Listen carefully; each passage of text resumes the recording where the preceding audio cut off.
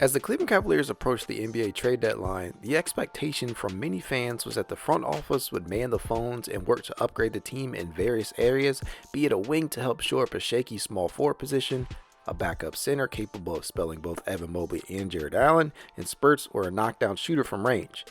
It grew to a fever pitch as the team neared the 24-hour mark and wouldn't cease until the 3 p.m. deadline. Well, that deadline came and went, and the Cavs are one of just 3 teams not to make any moves. Will it come back to haunt them in the future? It's incredibly too early to tell, but Cleveland absolutely made the right choice by standing pat. One of the biggest trade assets that the Cavs had at their disposal was Caris LeVert, whose contract is set to expire by season's end and therefore could have granted some team out there salary cap relief by the end of this NBA campaign. According to the Cavs president of basketball operations, Koby Altman, there weren't necessarily any moves out there that would have warranted sending LeVert packing and would truly move the needle for the team. So Caris is still a Cavalier. In the day prior to the deadline, there were reports that LeVert was informed that he would remain in Cleveland and needn't worry about being moved. However, in the wee hours of the night following those reports, a bombshell dropped in the form of a Kevin Durant trade from Brooklyn to Phoenix, which immediately fueled speculation on a possible Nets fire sale. So one could only imagine that Cleveland reached out in an effort to land players such as Joe Harris, Royce O'Neal, Yuta Watanabe, Cam Johnson, and Seth Curry. The associated price tag for set players must have been too high because no move was made, and that could definitely be a sign that Koby Altman is willing to let this current group of Cavaliers gel, and then he may still in fact be a believer in LeVert.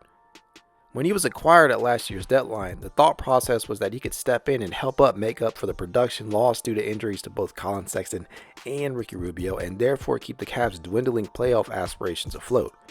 About a metric ton of pressure was unfairly levied upon the Michigan State product as he tried his best to acclimate to his new environment, and he just never really seemed comfortable.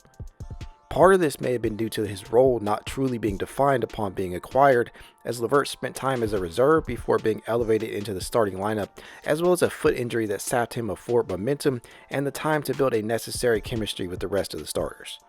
Fast forward to this season, and the story has been somewhat similar. His roles fluctuated at times due to the arrival of Donovan Mitchell and returner Ricky Rubio, but this has also given him a more defined role. When allowed to operate as a secondary ball handler or facilitator, LeVert can not only be a viable option, but a valuable piece off this Cavaliers bench. Lost in all of LeVert's struggles from inside the three-point line this season has been his work as a facilitator. When handling the rock, he is often seen probing the defense in an attempt to break it down, all while setting his fellow teammates up for room service dimes out on the perimeter. Outshot every once in a while, just like that. I still am very high on this team, but there's so much question marks about the durability, specifically of Zion Williamson as a core. 9 minutes to play. Love. Oh my! Or timely dump-offs to the bigs in the low post. LeVert into the lane, dumps it off. Jared Allen, point-blank range. 9 for Allen. Drive, we saw it from Herb Jones. We just saw it again from C.J. McCollum. Get to the basket, take advantage of the overhelp. Mobley up and under. This is accomplished mostly because of the defensive attention LeVert is capable of drawing inside, which renders somebody open, which in turn he is able to find at the last moment. Now that he can operate without the pressure of needing to be a large source of point production for the Cavs, he should be able to continue to be a secondary or even tertiary ball handler. The Cavs can deploy lineups that ensure that LeVert is flanking one or both of the likes of Darius Garland, Donovan Mitchell, or even Ricky Rubio at all times now, and that should do wonders in regards to cutting down ridiculous turnovers like this.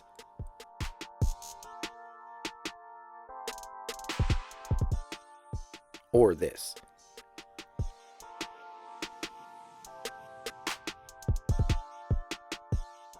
He is already doing many of the things that you would like him to do while playing alongside the guards, including knocking down a career-high 37% from three-point range.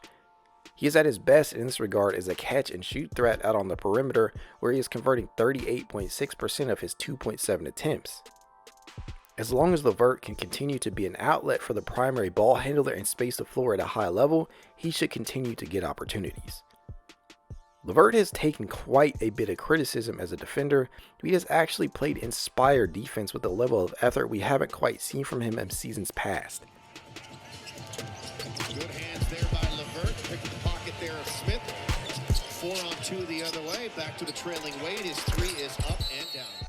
He may never be the perimeter stopper that Isaac Okoro is, but he can definitely hold his own as long as he doesn't overcommit to help defense or foul jump shooters like his unfortunate one against the Utah Jazz a while back.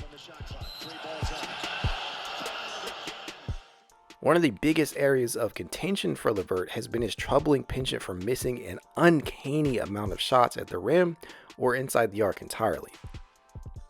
His 44% in this area is by far the worst of his career, and rarely if ever do you see a player start the season struggling in this category yet be such a potent threat from range the way LeVert has.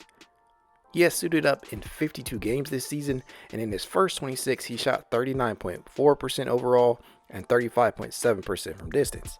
That's not great, however in his last 26 he's upped those to 42.9% and 38.1% respectively.